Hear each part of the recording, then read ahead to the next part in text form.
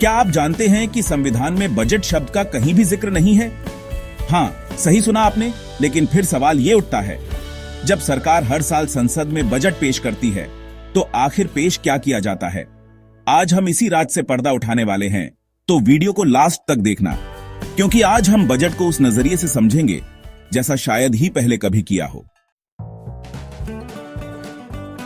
संविधान के अनुच्छेद 112 में बजट शब्द नहीं मिलता, बल्कि इसे वार्षिक वित्तीय विवरण एनुअल फाइनेंशियल स्टेटमेंट कहा गया है। यानी जो हम बजट कहते हैं वो असल में सरकार का एक वार्षिक खर्च और आमदनी का रिपोर्ट कार्ड है, जो हर साल 1 अप्रैल से 31 मार्च तक लागू रहता है। अब असली सवाल, सरकार के पास इतना पैसा आता कहां से है?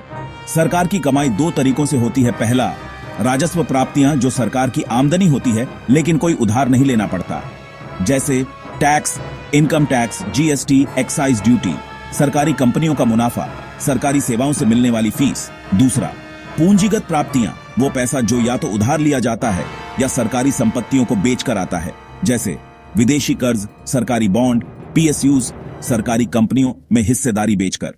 यानी जो भी सरकार के पास पैसा आता है वो या तो आपके टैक्स से आता है या उधार लेकर इकट्ठा किया जाता है। अब सवाल यह कि सरकार इस पैसे का करती क्या है? बजट का पैसा 2 तरह से खर्च किया जाता है। पहला, राजस्व व्यय, वो खर्च जिससे न तो संपत्ति बनती है न ही देनदारियां घटती हैं। इसमें शामिल हैं सरकारी कर्मचारियों की सैलरी, पेंशन, ब्याज भुगतान, सब्सिडी और डिफेंस खर्च। दूसरा, पूंजीगत व्यय, वो खर्च जिससे देश के लिए कोई संपत्ति बनती है या उधार कम होता है। इसमें शामिल हैं नए हाईवे, रेलवे, एयरपोर्ट, डिफेंस के नए हथियार और सरकारी कर्ज की अदायगी। यानी अगर सरकार सिर्फ राजस्व व्यय पर पैसा खर्च करे तो देश में सिर्फ खर्चा ही बढ़ेगा और कुछ नहीं बदलेगा। असली गेम चेंजर होता है पूंजीगत व्यय। बजट पेश होते ही न्यूज चैनल्स चिल्लाने लगते हैं, टैक्स बढ़ गया, पेट्रोल सस्ता हुआ। लेकिन क्या आपको पता है कि बजट के साथ कुछ और बेहद अहम दस्तावेज भी संसद में रखे जाते हैं? ये रहे वो 5 जरूरी दस्तावेज जो बजट के साथ आते हैं। पहला, सरकार की आमदनी और खर्च का पूरा अनुमान। दूसरा, टैक्स कैसे बढ़ेगा या घटेगा। तीसरा, कहां कितना पैसा खर्च होगा। चौथा, पिछले साल सरकार ने क्या किया और कितना घाटा हुआ। पांचवा, आने वाले साल की पूरी आर्थिक नीति, नई योजनाएं, स्कीम्स और ग्रोथ स्ट्रेटेजी। यानी बजट सिर्फ एक डॉक्यूमेंट नहीं, बल्कि देश के भविष्य की आर्थिक योजना है।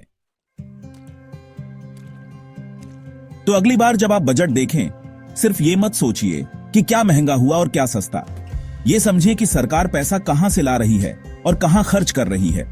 अगर आपने ये समझ लिया तो आप भी बजट को एक आम नागरिक से आगे बढ़कर एक समझदार इन्वेस्टर और देश के अर्थतंत्र के जानकार की तरह देख पाएंगे। अब बताइए, आपको यह वीडियो कैसा लगा? कमेंट में लिखिए और अपनी राय जरूर शेयर कीजिए। वीडियो को लाइक और शेयर करें ताकि और लोग भी समझ सकें कि बजट सिर्फ नंबरों का खेल नहीं, बल्कि देश की दिशा तय करने वाला सबसे बड़ा प्लान है। मिलते हैं अगले वीडियो में, जहां हम और भी गहरे सवालों के जवाब तलाशेंगे। गुड बाय, और याद रखिए, knowledge is the key to all problems. Grow IQ study.